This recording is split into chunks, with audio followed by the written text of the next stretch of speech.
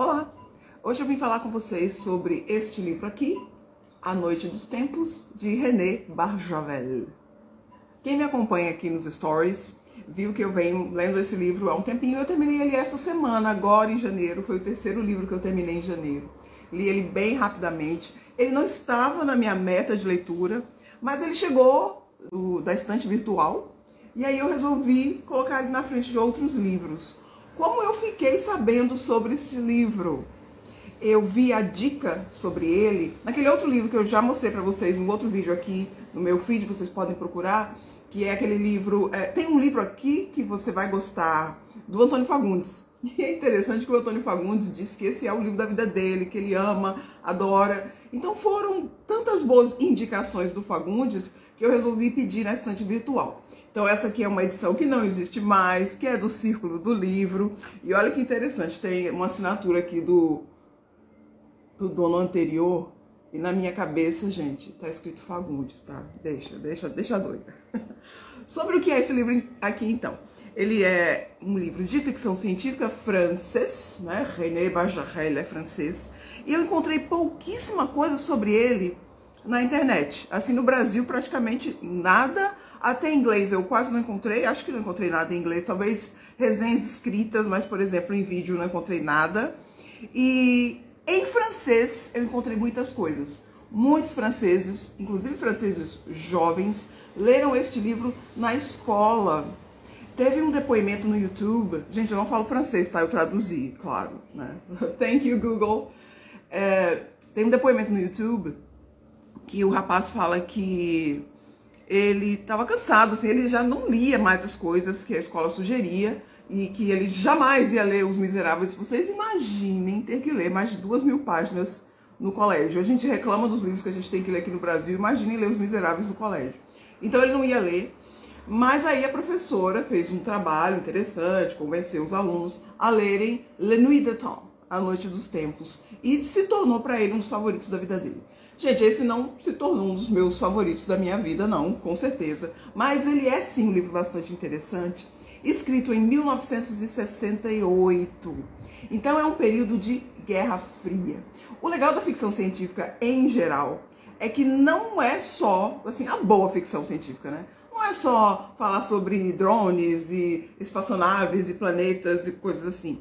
Normalmente, a boa ficção científica, ela tem uma crítica ao passado, ou até ela se passa no futuro, mas ela critica o presente, e ele é sempre bastante recheado, a boa ficção, né? O livro é sempre bem recheado de questões políticas e antropológicas.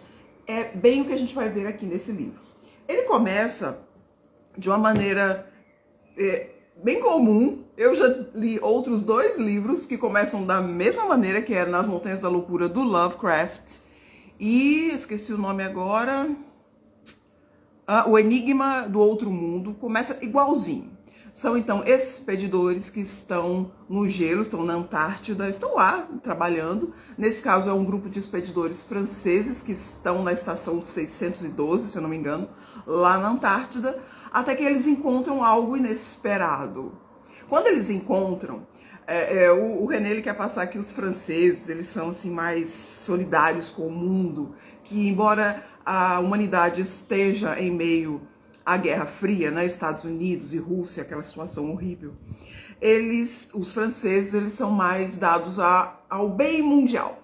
Então, os cientistas franceses divulgam essa descoberta, que eles ainda não sabem muito bem o que é, que eles não teriam nem tanta tecnologia para atingirem lá o que estava acontecendo. Então eles divulgam isso para a comunidade científica do mundo. É legal que o tradutor aqui sempre fala sábio. Hoje em dia eu acho que a tradução seria cientistas, mas eles falam sábios. Em inglês é scholars, estudiosos, né? Mas ele fala sábio. Não sei quem é o tradutor. É a Marisa Murray. Então, os franceses acabam conseguindo uma equipe mundial. Então, tem pessoas sábias, tem cientistas do mundo todo. Tem americanos, tem ingleses, inclusive os ingleses são bem estereotipados aqui. Tem turcos, chineses, japoneses. E como eu estava dizendo, é um livro de 1968. Gente, naquela época as pessoas não se preocupavam nem um pouquinho em serem xenofóbicas. Acho que eles nem sabiam que existia isso. Então, a maneira como eles tratam os chineses, os turcos, é uma coisa meio esquisita. Então, é aquilo que eu sempre falo, quando a gente vai tratar de livros escritos em outra época, a gente tem que estar com a mente aberta. Porque, sim, há muitos comentários xenofóbicos aqui. Embora os chineses, os japoneses, os turcos tenham suas inteligências e cada um vai aplicar essa inteligência nessa expedição, os estereótipos estão muito constantes aqui, a gente engole seco e continua a leitura, porque é uma leitura bem interessante. Então essa equipe mundial toda chega lá na Antártida e eles vão descobrir uma cabine de ouro. E lá dentro dessa cabine de ouro tem 2 pessoas congeladas. E aí, gente, é o que eu falei, é ficção científica, abram sua mente. Vocês lembram que no Brasil, acho que ano passado, né, surgiu aquela lenda do Ratanabá? Pessoas, né, uma civilização perdida na Amazônia que teria vivido há milhões de anos, essas coisas impossíveis porque não havia seres humanos naquela época. Aqui é mais ou menos isso. Eles encontram então nessa cabine de ouro um casal congelado há 900 mil anos. É uma mulher linda e maravilhosa, linda, linda, linda, linda, e um cara não tão bonito lá, mas um bom corpo, mas ele não era assim tão bonito. E aí começa já aquela crise, e aí novamente a gente engole seco, a gente que é mulher, porque eles ficam decidindo quem eles vão descongelar primeiro, a mulher ou o homem. Aí os turcos dizem logo que tem que ser a mulher, porque se der alguma coisa errada, foi só a mulher e daí não tem problema. Outros acabam argumentando que seria melhor o homem, a mulher. Por fim, eles acabam descongelando a mulher primeiro. E é legal, tem uma parte bem legal aqui, porque a ficção, né, científica e a ciência, ela não é só física e química e matemática, não. A linguística também é. Embora isso aqui seja de 68, então a questão linguística ela está um pouquinho atrasada. Mas eles conseguem inventar uma máquina, chama tradutora, e que as pessoas usam um fone de ouvido, gente, isso é antes de ter computador pessoal, isso não existia. Mas eles desenvolvem lá um fone que colocam no ouvido das pessoas, e aí as pessoas falam qualquer idioma e você ouve no seu idioma. Então eu sou brasileira, eu ouviria você falando em qualquer idioma, eu ouviria em português. Então eles desenvolvem isso para eles se comunicarem e eles acabam conseguindo se comunicar com a moça que é descongelada. O nome dela é Eléa. Eu vi em alguns comentários em vídeos franceses de muitas moças chamadas Eléa, porque as mães leram esse livro na juventude e quando tiveram suas filhas colocaram o nome de Eléa. Eleia, Eléa, eu acho que é Eléa porque é francês, né? Eléa, eu não sei. E aí conseguem se comunicar com ela. Então eles vão se comunicando, o cara lá fica congelado, né? Eles vão se comunicando só com ela. Acontece deles também desenvolverem uma máquina que é colocada no cérebro da pessoa. E aí eles conseguem ver o que ela está pensando. Então eles conseguem ter uma nítida visão de como era a vida no país dela, Gokhan, eu esqueci o nome, lá 900 mil anos atrás. É bem legal, bem legal. Ah, e tem um detalhe interessantíssimo. Tudo isso é televisionado para o mundo todo. Todo mundo assiste como se fosse um Big Brother. O pensamento, as descrições da Eléa sobre a terra dela. O que aconteceu para ela estar congelada, eu não vou contar, vou deixar para vocês. Por que existe este casal quando ela é congelada? Esse é um detalhe importantíssimo. Então, se vocês forem ler, se vocês forem procurar no site virtual ou no sebo aí da cidade de vocês, é importantíssimo o fato deles terem uma máscara.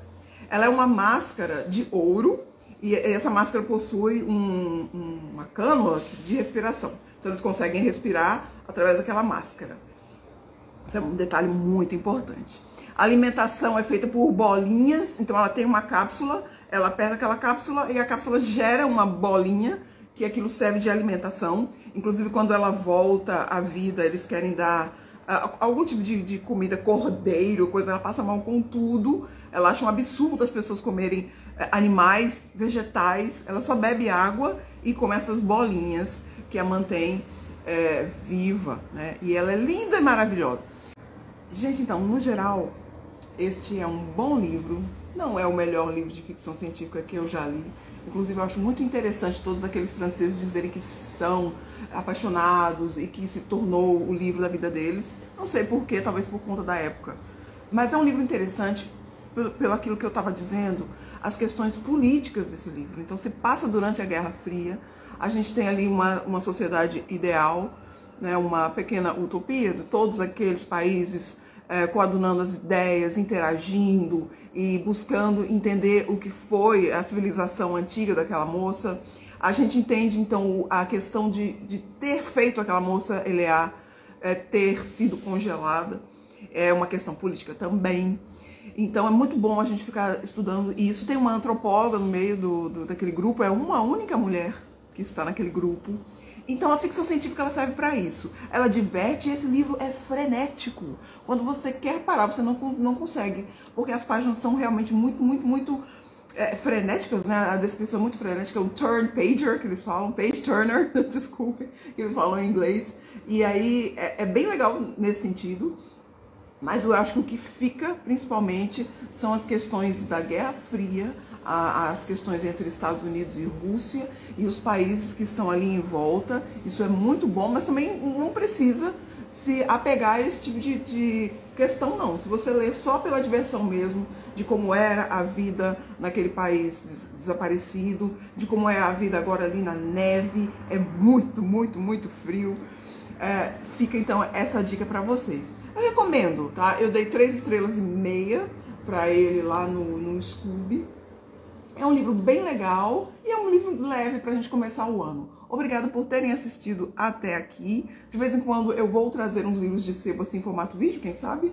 Todos os domingos eu trago uma pequena resenha escrita de algum livro antigo que eu tenho aqui na minha estante, que comprei de sebo ou que é meu mesmo há muito tempo. E agora eu trouxe em vídeo. Então se vocês gostarem, não deixe de colocar um coraçãozinho aí pra tia Cris. Muito obrigada e até a próxima.